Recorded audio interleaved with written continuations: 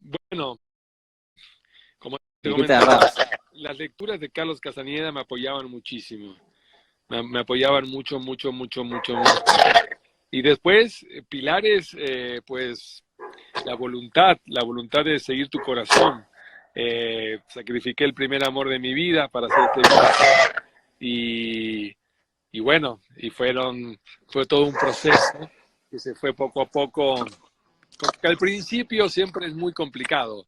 Y a medida que Sí. te vas metiendo, a medida que te vas metiendo, vas empezando a sentir los beneficios existenciales de estar con gente así.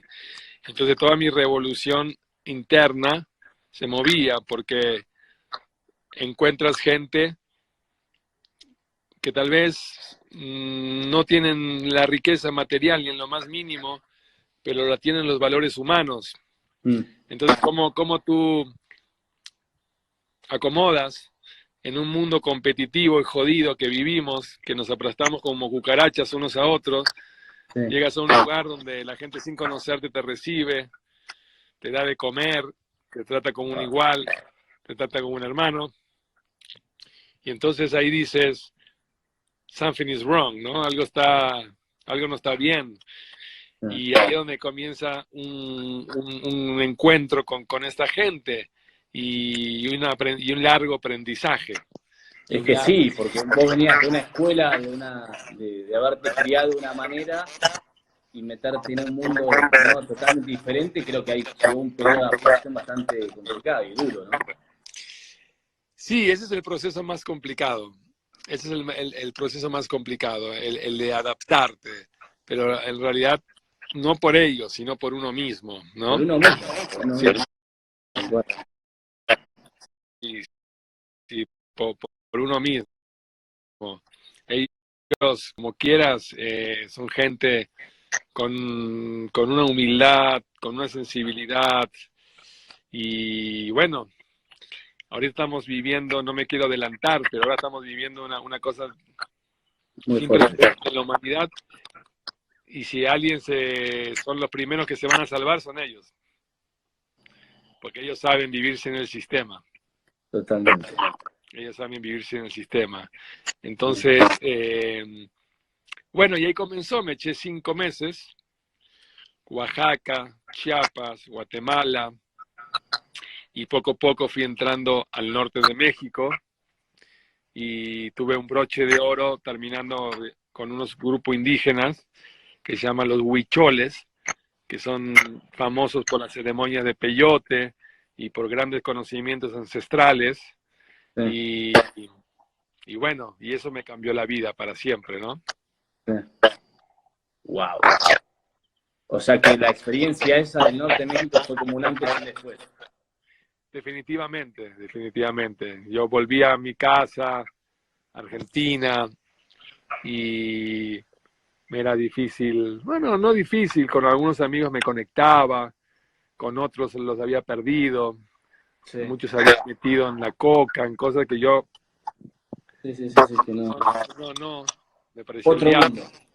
otro mundo. Y bueno, me, me vestía de blanco, de manta blanca, como ellos se vestían, y, y nada, y después con esas fotos, justo llegué y estaba una, como un concurso, no sé cómo decirlo, en el Museo de Bellas Artes, que se llamaba el premio a la visión de la nueva fotografía argentina, Mm. y me gané el primer premio. Wow.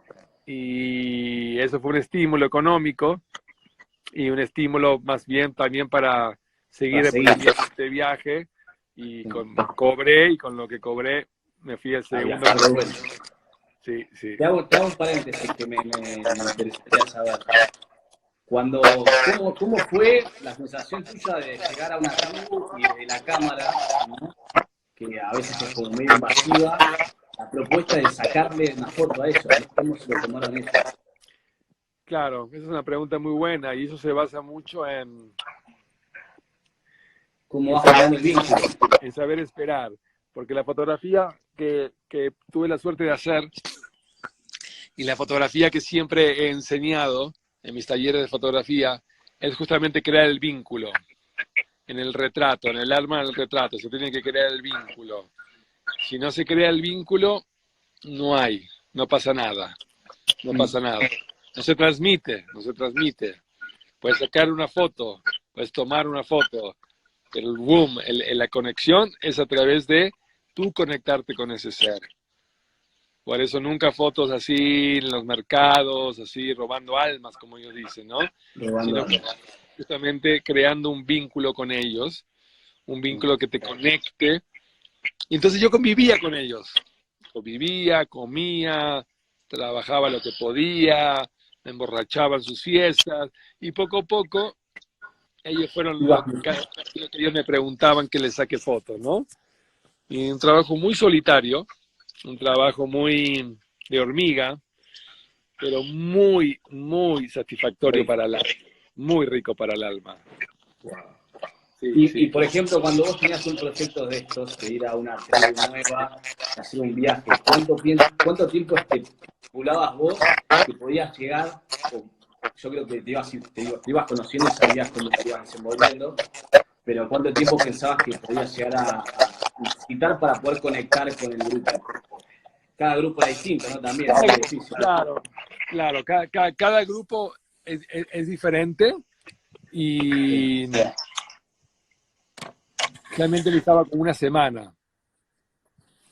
Una semana. Como una semana, como para entrar en calor, ¿no? Y a partir de ahí, pues crear la conexión y de partir de ahí comenzar con la fotografía, ¿no? Poco a poco. Sí.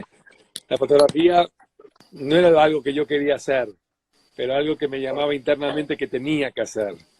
Algún día sabré por qué. Yo por mí hubiera sido un músico, hubiera llevado un charango, pero no era lo mío la música. Y te llegó la fotografía. Me llegó la fotografía, exactamente. Llevando la cámara y haciendo un registro de algo que nadie me enseñó. Entonces, ¿cuál era la idea? Era el día que yo aprenda esto, ¿cómo lo puedo transmitir? Y entonces, los primeros años de eso, ¿cómo vivía? Vivía llevando estas fotografías a los colegios, a las escuelas, a las privadas para ganar unos pesos y a las rurales gratis. Y entonces iba con la autorización de los directores y decían, perdón, pero voy a contar la otra historia de este cabrón de Roca que se dedicó a asesinar y a la campaña del desierto. Los indígenas, y eso nadie nos los enseñó. Pero bueno, era muy lindo y satisfactorio poder contar la otra historia.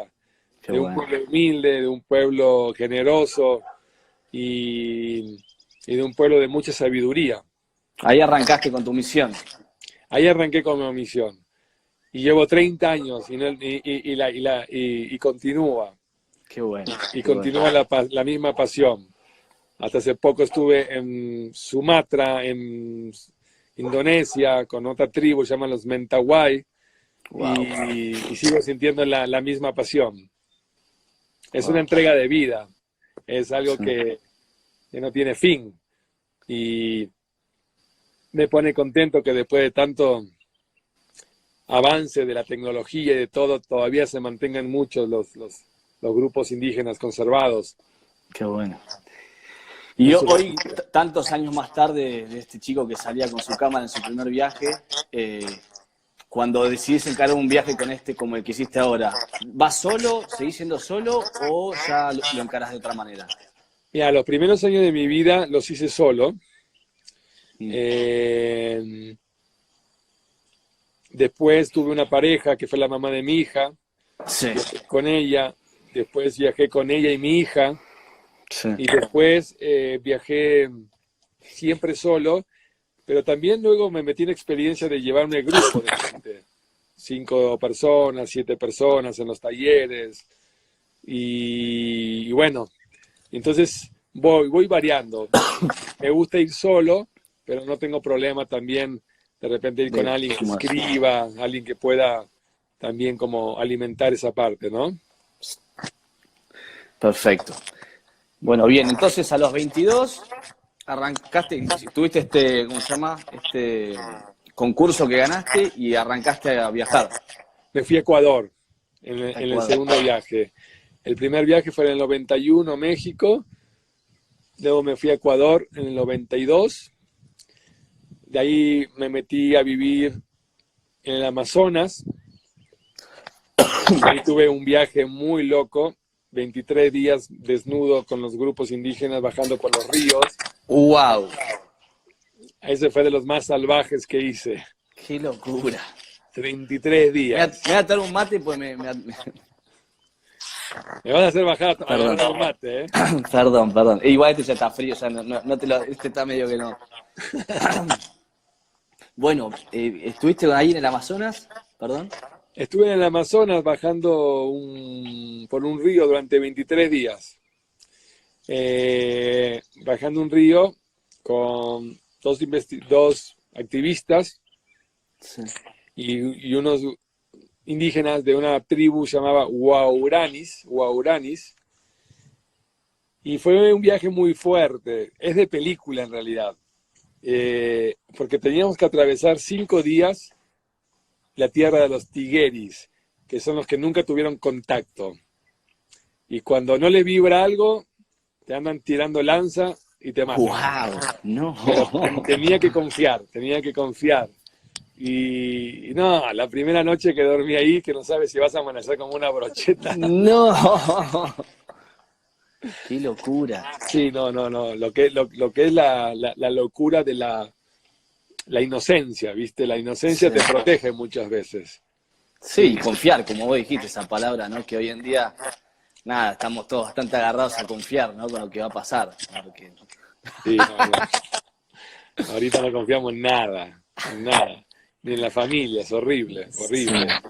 Y entonces bajamos por ese río, tuvimos esos 5 días, pero los chamanes con los que yo venía viajando, los indígenas, ellos cantaban en la noche y les hablaban de la resistencia a ellos, de que no se entreguen, de que sigan con ese ímpetu guardián de guardar su naturaleza y que todo esto de las empresas madereras, chicleras, gomeras, petróleo y grupos evangélicos, misioneros. Todo, chau. Chao. ¿En qué Entonces, idioma hablaban ahí? ellos en su propia lengua. Sí. Y mi amigo hablaba un poco la lengua de ellos. Ah, Entonces era muy unga. sí. Gesto. Sí. En bolas, lleno de barro Wow. y encarando para adelante. El bar era por el tema de los bichos, ¿no? Sí, pero es lo mismo, ¿no? Es cuando te metes en la naturaleza, sientes que la naturaleza te está cuidando, ¿no? Wow. Es muy generosa la conexión con la naturaleza. Lo que pasa es que nos hemos alejado, ¿no? Nos hemos alejado de la sensibilidad vital que te emana la naturaleza. Entonces, es complicado. Pero fue una experiencia maravillosa. O sea, imagínate después de un mes de estar en el Amazonas en bolas, cuando me tuve que tomar un avión y regresar, no fue nada Pues se me dio fácil. vuelta Ahora se me dio vuelta a mí. Ahí Ahí, está. ahí veo una Stratocaster, ¿eh? Sí. Qué loco, mirá vos, así que estuviste allá en... Y así 1000 historias tenés, de 1000 tribus por todo el Así mundo. mil historias. El trabajo este que estamos hablando me llevó 10 años antes de hacer el libro que capaz mi papá te mostró, que se llama Guardianes del Tiempo, Sí. retratos del espíritu de América Latina, que tuve la bendición que José Saramago haga el prólogo. Y ahí, y en esa 10 años hay 1000 historias. Sí. En cada persona que conoces, en cada retrato que haces, ¿no? Te, te conectas.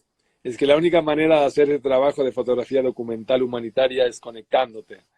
Por eso Sí. viajaba al principio solo, porque no quería tener ninguna referencia.